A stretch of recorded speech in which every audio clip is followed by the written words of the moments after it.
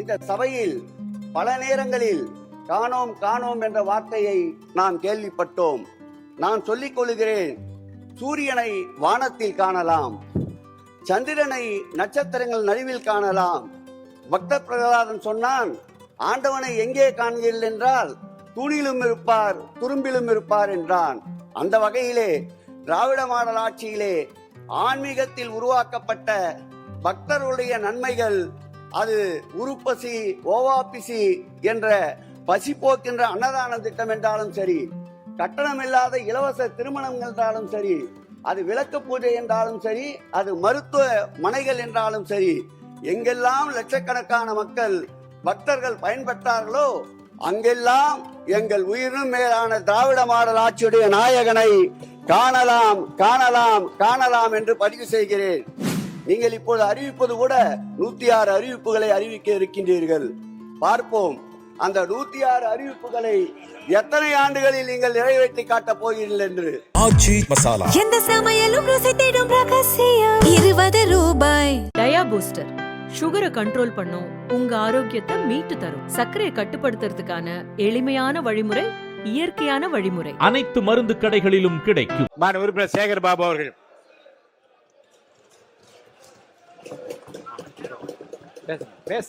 மாண்புமிகு பேரவைத் தலைவர் அவர்களே, இறைவனுக்கு வந்த சோதனையாக எடுத்துக்கொண்டு என் உரையை நான் துவக்குகிறேன். சரித்திர புகழ்பெற்ற சட்டப்பேரவை தலைவர் அவர்களே, நீங்கள் பிறந்தது திண்டுக்கல் என்றாலும் மன்ற உறுப்பினர்களுக்கு வாய்ப்பூட்டு போடாத சமத்துவமிக்க ஒரு தலைவரை வணங்குகின்றேன். இல்லை, அவர் பிறந்த திண்டுக்கல், அவரே கேளுங்க. மாண்புமிகு பேரவைத் தலைவர் அவர்களே, நான் பகுத்தறிவாளராக இருந்த போதும் இறை நம்பிக்கை உள்ளவர்களுக்காக போராடிய போராளிதான் தந்தை பெரியாரை வணங்குகின்றேன். நுண்ணறிவு நூலகம், படிக்க தவிட்டாத திராவிட பெட்டகம், பேரறிஞர் அண்ணாவை வணங்குகிறேன்.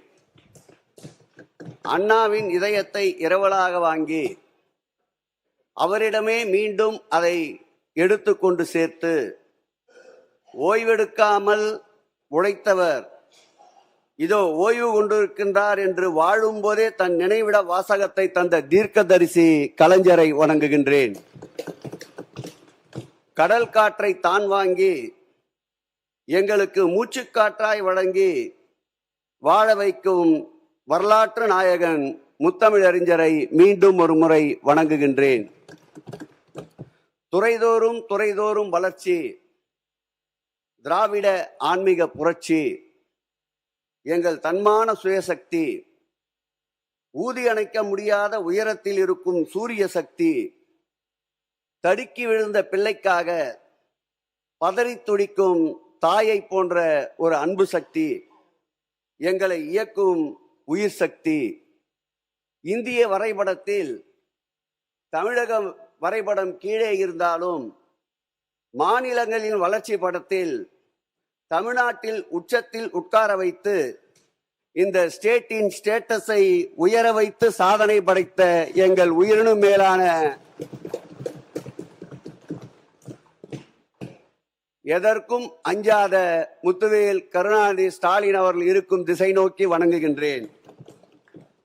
வம்பால் எதிர்ப்பவரை அன்பால் வீழ்த்தும் வல்லமை கொண்டவர், ராஜராஜ சோழனின் மகன், கடாரம் என்ற ராஜேந்திர சோழனாய் தந்தை 2ஆம் பிலிப்பின் இராணுவத்தை கொண்டு உலகை வென்ற அலெக்சாண்டராய் பொறுப்பு வழங்கும் போதெல்லாம் பொறுத்து கொள்ளாதவர்கள் கூட புருவம் உயர்த்தி போற்றும்படி உயர்ந்த சட்டமன்றத்தின் சங்கநாதமே, அஞ்சா நெஞ்சமே, மாண்புமிகு எதிர்கட்சி தலைவர் உதயநிதி ஸ்டாலின் அவர்களை வணங்குகின்றேன். மாண்புமிகு பேரவைத் தலைவர்கள் அவர்களே, எப்பொழுதெல்லாம் திராவிட முன்னேற்ற கழகம் ஆட்சிக்கு வருகின்றதோ அப்பொழுதெல்லாம் ஆன்மீகத்திற்கு எதிரான ஆட்சி என்று கட்டமைக்க முயல்வார்கள். அது கலைஞர் ஆட்சி என்றாலும் சரி, எங்கள் உயிரினும் மேலான திராவிட மாடல் ஆட்சியுடைய நாயகன் ஆட்சி என்றாலும் சரி, அந்த கட்டை உடைத்து ஆன்மீகத்தில் திராவிட புரட்சியை கண்டவர்கள் இருபெரும் தலைவர்களை மீண்டும் ஒரு முறை நினைவு கூறுகிறேன். மாண்புமிகு பேரவைத் தலைவர் அவர்களே, சமீபத்தில் ஆகஸ்ட் 15ஆம் தேதி கோட்டை கொத்தளத்திலே முதல்வர் அவர்கள் கொடியேற்றி உரை நிகழ்த்தினார். அதை நான் திரும்பி பார்க்கிறேன், திகைத்து நிற்கிறேன். 2021ஆம் ஆண்டு இதே கோட்டை கொத்தளத்தில் எங்கள் திராவிட மாடல் ஆட்சியுடைய நாயகன் கொடியேற்றினார். அப்பொழுது 100 ஆண்டு சாதனைகளை பறைசாற்றினார். அதில் ஒரு சாதனை பெரியார் நெஞ்சிலே தைத்த முள். கலைஞர் அவர்கள் 18 ஆண்டுகளுக்கு மேலாக போராடி பெற்ற சட்டம், தீர்ப்பு. இந்த தீர்ப்பின் அடிப்படையிலே 32 அனைத்து ஜாதியர்களையும் அர்ச்சகராக்கினோம் என்று பெருமிதத்தோடு அந்த சுதந்திர தின விழா கொடியேற்று நிகழ்ச்சியிலே பறைசாற்றினார். அன்னை தமிழுக்கு அர்ச்சனை என்று பறைசாற்றினார். அதையும் ஒரு கணம் திரும்பி பார்க்கிறேன். இன்றைய நம்முடைய முதல்வர் கோட்டை கொத்தளத்திலே கொடியேற்றுகின்ற பொழுது துறையினுடைய அனைத்து நடவடிக்கைகளையும் ஆவணப்படுத்தி டிஜிட்டலைஸ் பண்ணுவேன் என்று அறிவிப்பு செய்தார். இது ஏற்கனவே தமிழ்நிலம் என்ற ஒரு பகுதியை உருவாக்கி 3.5 லட்சம் ஏக்கர் கொண்ட நிலப்பரப்பை ஏற்கனவே ஆவணப்படுத்தி துறையினுடைய 4000 பக்கங்களை 100 ஆண்டுகள், 200 ஆண்டுகள், 300 ஆண்டுகளுக்கு மேற்பட்ட பக்கங்களை ஆவணப்படுத்தி பாதுகாத்த ஆட்சி திராவிட மாடல் ஆட்சி என்பதை இங்கே நான் பதிவு செய்ய கடமைப்பட்டிருக்கின்றேன். மாண்புமிகு பேரவைத் தலைவர் அவர்களே, அண்மையில் 16ஆம் தேதி நம்முடைய நீதியரசர் ஜெயச்சந்திரன் அவர்களுடைய பெஞ்சிலே ஒரு அருமையான தீர்ப்பு வந்தது. இதே மாமன்றத்தில் 2021ஆம் ஆண்டு ஆட்சி கட்டிலில் ஏறியவுடன் மாண்புமிகு முதல்வர் அவர்கள் சீரிய சிந்தையில் உதித்திட்ட திட்டம்தான் அறங்காக்கும் துறையில் 10 கல்லூரிகளை அறிவித்தோம். அந்த 10 கல்லூரிகளையும் உடனுக்குடன் 4 கல்லூரிகளை வாடகை கட்டிடத்தில் துவக்கினோம். கல்லூரி தொடங்குவதே தவறு என்று நீதிமன்றத்திற்கு சென்றார்கள். சிங்கிள் பெஞ்ச் நீதிமன்றத்தில் தள்ளுபடி செய்யப்பட்டது. 2 நீதிபதிகள் கொண்ட அமர்வில் தள்ளுபடி செய்யப்பட்டது. உச்ச நீதிமன்றத்துக்கு சென்றார்கள், அங்கும் தள்ளுபடி செய்யப்பட்டது.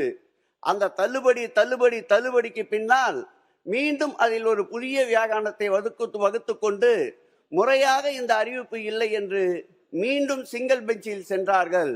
அதன் பிறகு ஜெயச்சந்திரன் நீதியரசர் அவர்களுடைய தீர்ப்பு அண்மையிலே 16ஆம் தேதி கிடைக்க பெற்ற போது உறுதியாக சொன்னார், இந்த கல்லூரிகள் தொடங்கப்பட்டது நியாயமானது, முறையானது என்று அன்றைய தமிழக முதல்வர் அவருடைய கருத்திற்கு வலு சேர்த்திருக்கிறது இன்றைக்கு நீதிமன்றம். நான் இதில் கேட்க விரும்புவதெல்லாம் 10 கல்லூரிகளில் 2 கல்லூரி கட்டிடங்கள் கட்டி முடிக்கப்பட்டுவிட்டன. மீதம் திருச்செந்தூர் கோயில் சார்பிலேயும் அர்த்தநாரீஸ்வரர் திருக்கோயில் சார்பிலேயும் கட்டப்பட வேண்டிய கல்லூரி கட்டடங்கள் கட்டப்படுமா? அப்பொழுது அறிவித்த அந்த 6 கல்லூரிகள் கடையம், லால்குடி, வேலூர் போன்ற மாவட்டங்களில் அறிவிக்கப்பட்ட அந்த 6 கல்லூரிகளும் இந்த ஆட்சியிலே கட்டப்படுமா? அதோடு நீதியரசர் தீர்ப்பிலே ஒன்றை குறிப்பிட்டிருக்கின்றார். அந்தந்த திருக்கோயிலின் சார்பில் நிதி இருந்தால் கல்லூரிகளை கட்டலாம், இல்லை என்கின்ற போது நிச்சயமாக அரசு அதற்கு உதவி செய்ய முன்வர வேண்டும் என்று வரலாற்று சிறப்புமிக்க தீர்ப்பு. இது எங்கள் முதல்வர் 10 கல்லூரிய கனவை இந்த ஆட்சி நிறைவேற்ற வேண்டும் என்று இந்த நேரத்தில் கேட்டுக்கொள்கிறேன். பலர், நான் முடிச்சிடறேன், ஒன்னையும் தப்பாவே பேசல, நீதிமன்ற பதிலுரையில இல்ல குறித்து வைத்துக் கொண்டு முழுவதுமாக நீங்க பதில் அளிக்கலாம். தங்க முதலீடு திட்டம் திருக்கோயிலில் ஆன்மீக வளர்ச்சிக்கு, மக்களுடைய அடிப்படை தேவைகளுக்கு எப்படியெல்லாம் வருமானத்தை ஈட்டினோம் கடந்த காலங்களில் என்பதற்கு ஒரே ஒரு உதாரணம். கேட்பாரற்று மூட்டை மூட்டையாக கட்டி வைக்கப்பட்டிருந்த தங்கங்கள் யாரும் கேட்பாரற்று கிடந்தது. அந்த தங்கங்களை 3 நீதியரசர்கள் கொண்ட குழு அமைத்து 3 மண்டலங்களாக பிரித்து அந்த தங்கத்தினுடைய பலமாற்று பொன்னினங்கள் எந்தெந்த தெய்வத்திற்கு காணிக்கையாக வந்ததோ அந்த தெய்வங்களுக்கு பயன்படுத்த முடியாத தங்கங்களை நீதியரசர்களை வைத்து முழுமையாக அதை வீடியோ பதிவு செய்து அந்த தங்கத்தை பிரித்து அந்த தங்கத்தை இங்குள்ள பாரத ஸ்டேட் வங்கியின் வாயிலாக ஒன்றிய அரசுக்கு சொந்தமான மும்பையிலே இருக்கின்ற தங்க உருக்காலைக்கு அனுப்பப்பட்டு கொண்டு போகின்ற தங்கத்தினுடைய அளவு எவ்வளவு, உருக்காலைக்கு பிறகு கிடைக்கின்ற தங்கத்தின் அளவு எவ்வளவு என்ற சான்றிதழோடு இதுவரையில் திருக்கோயிலுக்கு சேர்த்த தங்கத்தினுடைய அளவு 1111 கிலோ. அந்த தங்கத்தினால் வருகின்ற ஆண்டு வருவாய் ரூபாய் 20 கோடி. இப்படி ஆட்சி அதிகாரத்தில் இருக்கின்ற பொழுது இறைவனுக்கு சொத்து சேர்த்து அந்த சொத்தின் வாயிலாக இறைவனுக்கு திருப்பணியை செய்த ஒரு அரசு உண்டென்றால் அதுதான் திராவிட மாடல் அரசு, திராவிட ஆன்மீக மாடல் அரசு. மாண்புமிகு பேரவைத் தலைவர் அவர்களே, இந்த சபையில் பல நேரங்களில் காணோம் காணோம் என்ற வார்த்தையை நாம் கேள்விப்பட்டோம். நான் சொல்லிக் கொள்கிறேன், சூரியனை வானத்தில் காணலாம், சந்திரனை நட்சத்திரங்கள் நடுவில் காணலாம். பக்த பிரகலாதன் சொன்னான், ஆண்டவனை எங்கே காண்கிறீர்கள் என்றால் தூணிலும் இருப்பார் துரும்பிலும் இருப்பார் என்றான். அந்த வகையிலே திராவிட மாடல் ஆட்சியிலே ஆன்மீகத்தில் உருவாக்கப்பட்ட பக்தர்களுடைய நன்மைகள், அது உருப்பசி ஓவாபிசி என்ற பசி போக்கின்ற அன்னதான திட்டம் என்றாலும் சரி, கட்டணமில்லாத இலவச திருமணம் என்றாலும் சரி, அது விளக்கு பூஜை என்றாலும் சரி, அது மருத்துவ மனைகள் என்றாலும் சரி, எங்கெல்லாம் லட்சக்கணக்கான மக்கள் பக்தர்கள் பயன்பெற்றார்களோ அங்கெல்லாம் எங்கள் உயிரினும் மேலான திராவிட மாடல் ஆட்சியுடைய நாயகனை காணலாம் காணலாம் காணலாம் என்று பதிவு செய்கிறேன். மாண்புமிகு பேரவைத் தலைவர் அவர்களே, இந்த ஆட்சி ஏற்பட்டவுடன் நிதிநிலை அறிக்கையிலே குறிப்பிட்டிருந்தீர்கள். குறிப்பாக சொல்ல வேண்டும் என்றால் கொள்கை விளக்க குறிப்பிலே கூட குறிப்பிட்டிருந்தீர்கள்.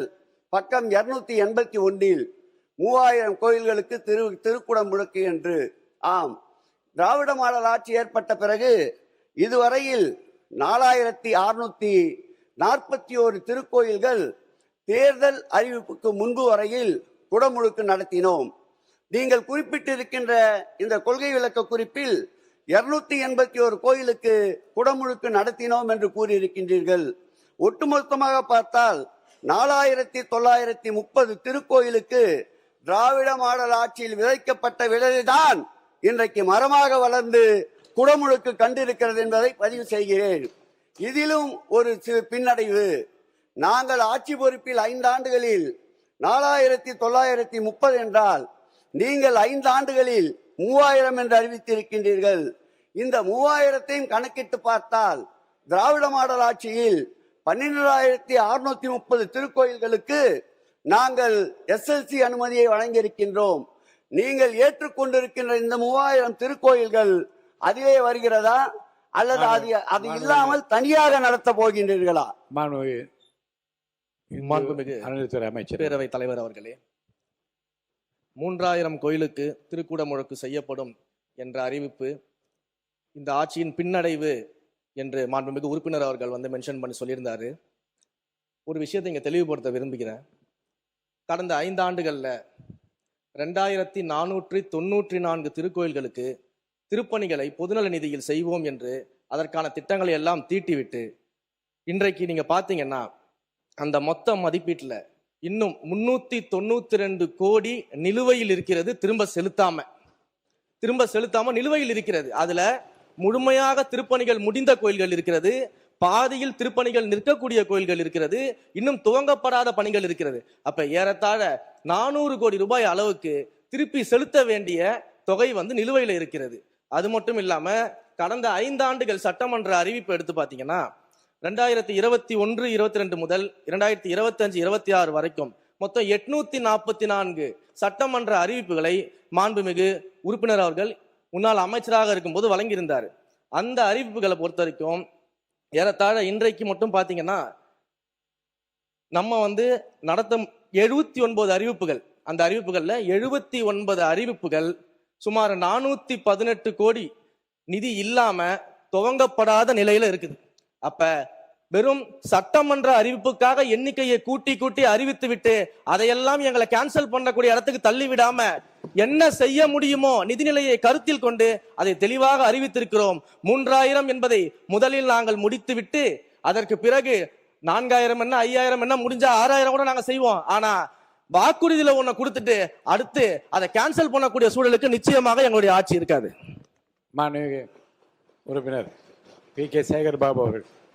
நான் லாவாணி பாட விரும்பவில்லை. நீங்கள் அறிவித்த அறிவிப்பில் தெளிவாக சொல்லியிருக்கிല്ല 5 ஆண்டுகளில் 3000 கோயில்களில் நாங்கள் திருப்பணி செய்வோம் என்று. அதைத்தான் நான் சுட்டி காட்டினேன். நீங்கள் ரத்து செய்ய பணிகள் அனைத்தும் மக்கள் நல பணிகளுக்காக இந்த ஆட்சியிலே விடப்பட்ட டெண்டர்கள். அதை பற்றி எங்களுக்கு கவலை இல்லை. அதை மக்கள் பார்த்து கொண்டிருக்கின்றார்கள். மாண்புமிகு பேரவைத் தலைவர் அவர்களே, இந்த ஆட்சியில்தான்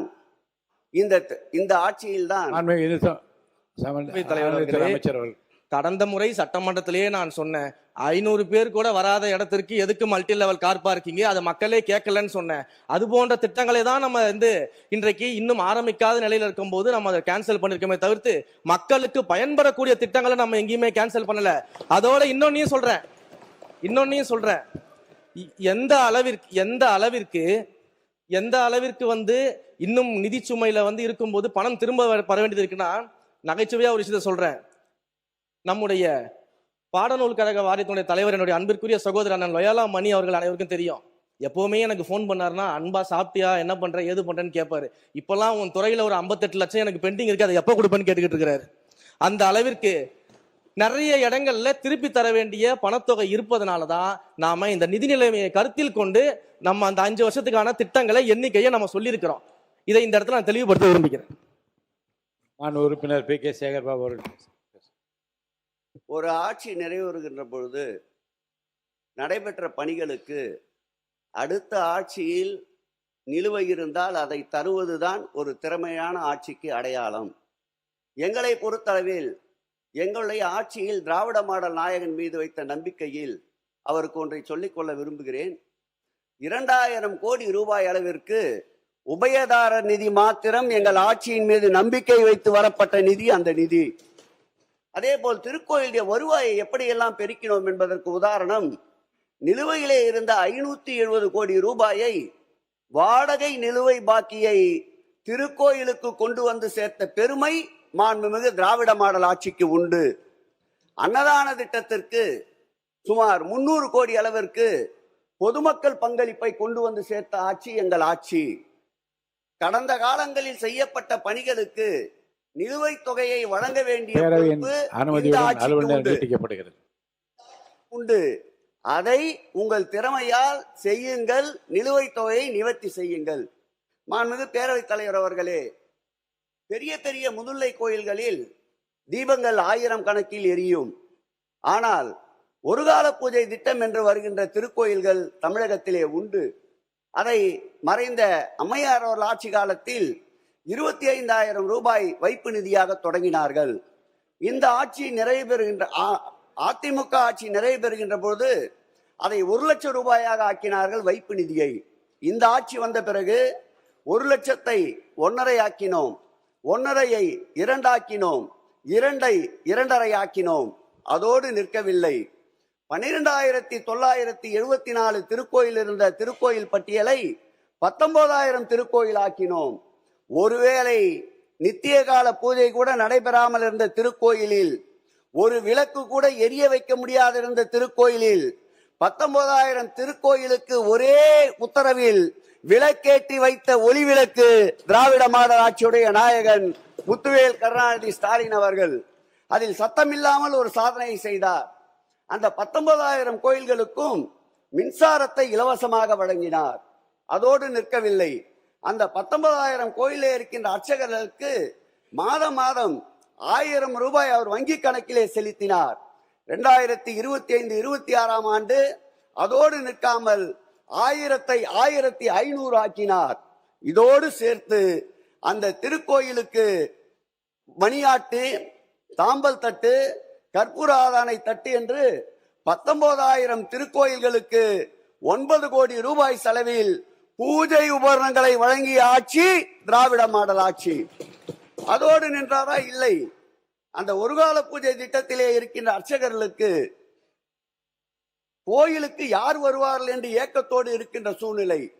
அந்த பிள்ளைகளுடைய படிப்பு செலவிற்கு, உயர்கல்வி படிப்பவர்களுக்கு கிட்டத்தட்ட 2000 பேர்களுக்கு மாதம் 10,000 ரூபாய் என்று அந்த ஒருகால பூஜை திட்டத்திலே இருந்த அந்த அர்ச்சகர்களுக்கு கல்வி உதவி வழங்கி கல்வி தந்தையாக திகழ்ந்தவர் திராவிட மாடல் ஆட்சியுடைய நாயகன் என்பதை இங்கே நான் பதிவு செய்ய விரும்புகிறேன். சரி, ஒருகால பூஜை திட்டத்தில் இத்தனை கோயிலை எடுத்துக்கொண்டோம். ஆதி திராவிடர் பழங்குடியினர் வசிக்கின்ற பகுதியிலே இருக்கின்ற திருக்கோயிலுடைய நிலை என்ன என்று எங்களோடு கலந்தாய்வு செய்தார். அந்த ஆய்விலே அந்த திருக்கோயிலுக்கு திருப்பணிக்கு எவ்வளவு நிதி ஒதுக்கீடு செய்யல் என்று கேட்டார். 1 லட்சம் என்றோம். 1 லட்சத்தில் என்ன முடியும் திருப்பணிக்கு என்று 1 ஐ 1.5 ஆக்கினார், 1.5ஐ 2 ஆக்கினார், 2ஐ 2.5 ஆக்கினார். அந்த திருக்கோயிலுடைய திருப்பணி எவ்வளவு தெரியுமா நடந்தது? சொல்லுவார்கள், கத்தியின்றி ரத்தமின்றி யுத்தம் செய்து சுதந்திரம் பெற்றது ஒரு வகை என்பார்கள், ஆரவாரம் ஆர்ப்பாட்டத்தோடு பெறுவது ஒரு வகை என்பார்கள். ஆரவாரம் ஆர்ப்பாட்டம் இல்லாமல் 10,000 திருக்கோயில்களுக்கு குடமுழுக்கு கண்டவர் எங்கள் திராவிட மாடல் ஆட்சியுடைய நாயகன் என்பதை இங்கு பதிவு செய்ய விரும்புகிறேன். உங்களுடைய அறிவிப்பில் கூட அறிவித்திருந்தீர்கள். நீங்கள் இப்போது அறிவிப்பது கூட 106 அறிவிப்புகளை அறிவிக்க இருக்கின்றீர்கள். பார்ப்போம், அந்த 106 அறிவிப்புகளை எத்தனை ஆண்டுகளில் நீங்கள் நிறைவேற்றி காட்டப் போகிறீர்கள் என்று. மாண்புமிகு பேரவைத் தலைவர் அவர்களே, 1000 ஆண்டுகளுக்கு மேற்பட்ட திருக்கோயில்கள், நம்முடைய மன்னர்கள் நமக்கு விட்டு சென்ற பொக்கிஷம். அந்த திருக்கோயில்களை இந்த ஆட்சி வந்த பிறகு வகைப்படுத்தினோம். 317 திருக்கோயில்களை வகைப்படுத்தினோம். அந்த 317 திருக்கோயில்களுக்கு சரித்திரத்தில் இல்லாத அளவிற்கு 2022-23 ஆண்டு 100 கோடியை அரசு மானியமாக வழங்கினார். 24-25 அதே போல் 100 கோடி என்று, கடந்த ஆண்டு 125 கோடி என்று 425 கோயில்களுக்கு மாண்புமிகு தமிழக முதல்வர் அரசு நிதியாக வழங்கினார். அதோடு சேர்த்து 135 கோடி பொதுநல நிதியும் உபயதார நிதியும் வழங்கப்பட்டு 560 கோடியில் 317 திருக்கோயில்கள் திருப்பணிக்கு எடுத்துக் கொள்ளப்பட்டு சுமார் 90 திருக்கோயில்கள் 1000 ஆண்டுகளுக்கு மேலான திருக்கோயில்களுக்கு குடமுழுக்கினை கண்டோம்.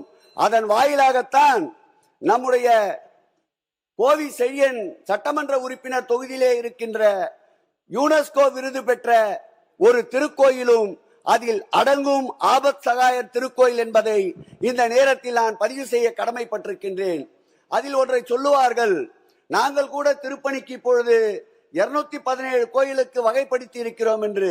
என்னுடைய கேள்வி, நாங்கள் ஏற்கனவே எடுத்துக்கொண்ட 317 கோயில்கள் இதில் அடங்குகிறதா, அல்லது இதை தவிர்த்து நீங்கள் 217 திருக்கோயில்களுக்கு குடமுழுக்கு காண இருக்கின்றீர்களா என்பதை பதில் வாயிலாக அறிய விரும்புகிறேன். மாண்புமிகு பேரவைத் தலைவர் அவர்களே, கடல் உள்ளவரை, கார் உள்ளவரை, அருவி உள்ளவரை, ஆறு உள்ளவரை திருக்குல நாயகன் எங்கள் தலைவர் முத்துவேல் கருணாநிதி ஸ்டாலின் அவர் பெயர்களை எப்பொழுதும் சொல்லும். அவர்கள் வழியில் எங்கள் திராவிட மாடல் ஆட்சியில் ஒரே சப்ஜெக்ட் தான், இதோட முடிச்சுட்டு நிறைய வரைக்கும் போயிடுறேன். எங்கள் திராவிட மாடல் ஆட்சியில் 4 திருக்குளங்களை புதிதாக வெட்டினோம்.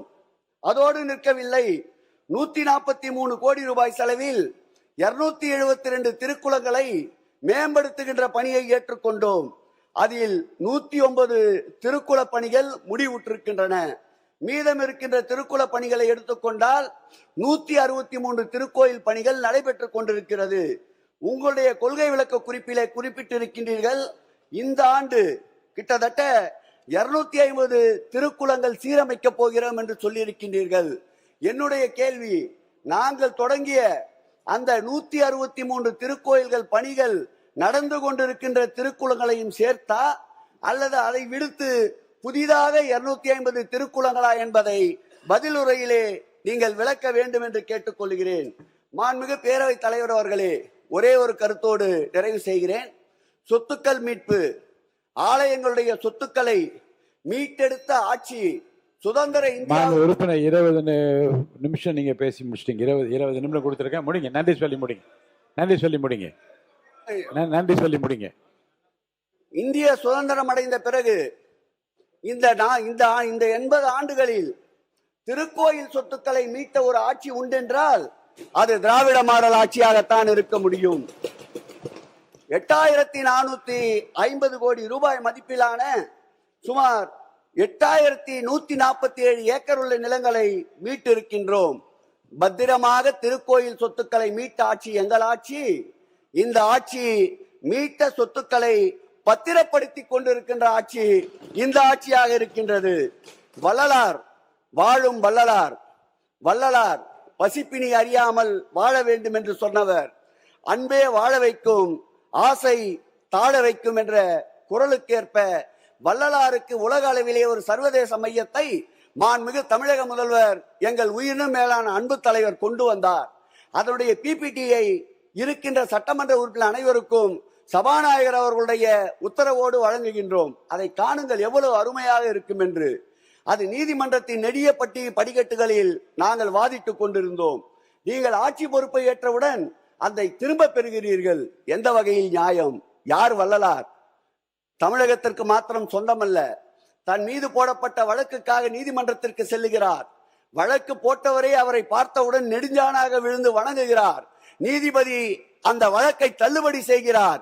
இப்படிப்பட்ட வள்ளலாருக்கு இந்த ஆட்சியில் அந்த வள்ளலார் அமைத்த சர்வதேச மையத்தை நீங்கள் கொண்டு வர வேண்டும் என்று கேட்டுக்கொண்டு நிறைவாக நூற்றாண்டு பலகண்ட தமிழ்நாட்டில் அழிக்க முடியாத பெயர்கள் ஆயிரம் உண்டு. பகுத்தறிவு என்றாலே தந்தை பெரியார், தமிழ்நாடு என்றாலே அறிஞர் அண்ணா. எங்கெல்லாம் தமிழுக்கு முடிசூட்டப்படுகிறதோ அங்கெல்லாம் 60 ஆண்டு அரசியல் சரித்திரத்தை தன் ஆள்காட்டி விரலசையில் வைத்திருந்த முத்தமிழறிஞர் தலைவர் கலைஞர். பள்ளிக்கு வரும் குழந்தைகளின் காலையில் பசியாரும் ஒவ்வொரு சோற்றுப்பொற்கையிலும் திராவிட மாடலுடைய நாயகன் முத்துவேல் கருணாநிதி ஸ்டாலின் பெயர் சொல்லும். இதோ அடுத்த தலைமுறையை நோக்கி 80 ஆண்டுகள் கொள்கை முடங்கும் திசையில் எல்லாம் எங்கள் இளம் தலைவர் உதயநிதி அவர்களுடைய பெயர் இருக்கும். கடந்த திராவிட மாடல் ஆட்சியிலே அறளைத்துறை என்பது கடந்த திராவிட மாடல் ஆட்சியிலே அறளைத்துறை என்பது வரம் விளையும் துறையாக இருந்தது. அன்பை விளைவிப்பதே ஆன்மீகம் என்றார் டாக்டர் APJ அப்துல் கலாம். அறத்தை பின்பற்றுவதே ஆன்மீகம் என்றால் உத்தம பிதா காந்தியடிகள். இந்த இரண்டையும் ஒரு சேர நடத்தி காட்டியவர் எங்கள் முதல்வர் திராவிட மாடல் அரசர் முத்துவேல் கருணாநிதி ஸ்டாலின். எங்களுக்கு இந்த இடைவேளை முடிந்து தொடர் வேலை வரும். இமயம் வரையில் எங்கள் அறம் படரும். மீண்டும் வருவோம். நன்றி, வணக்கம்.